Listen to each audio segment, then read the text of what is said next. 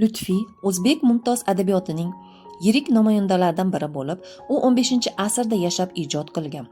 U o'zining lirik she'rlari, g'azallari va ma'naviy mazmunga boy asarlari bilan adabiyot tarixida muhim o'rin egallaydi.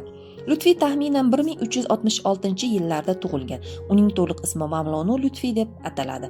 Shoirning tug'ilgan joyi haqida turli fikrlar bor, ammo ko'pchilik manbalarda u Xuroson va Mavaroun-Nahr hududida yashab ijod qilganligi aytiladi. Lutfiy uzoq umr ko'rgan shoirlardan biri bo'lib, 1465-yil atrofida vafot etgani taxmin qilingan. U davrning bilimli va hurmatli insonlardan biri hisoblangan. Shoir zamonasining ilm, fan, adabiyot va madaniyati bilan yaqin aloqada bo'lgan. Lutfiy ijodiga katta hurmat bilan qaralgan. Hatto buyuk shoir Alisher Navoiy ham Lutfiyning o'z ustozlaridan biri sifatida e'tirof etgan. Navoiy uning juda yuksak baholab, uning she'rlari xalq orasida keng tarqalganligini ta'kidlagan. Lutfiy asosan lirik shoir sifatida mashhur. Uning ijodida quyidagi janrlar ko'p uchraydi: g'azal, ruboiy, qit'a va tuyuqlardir.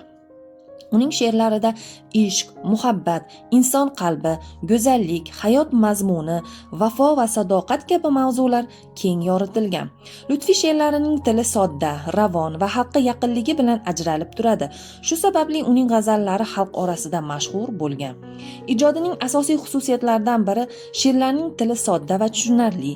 Ishq va muhabbat mavzusi markazida, badiiy tasvirlar va boy obrazlari, his-tuyg'ulari ta'sirli ifoda etishdir.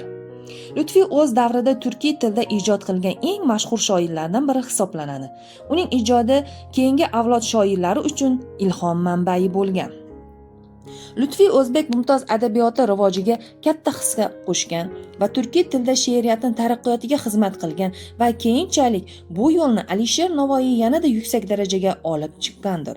Xulosa o'rnida shuni aytish mumkinki, Lutfiy o'zbek mumtoz adabiyotining muhim o'rin tutgan, turkiy tilda nozik lirik she'rlar yaratgan mashhur shoirdir.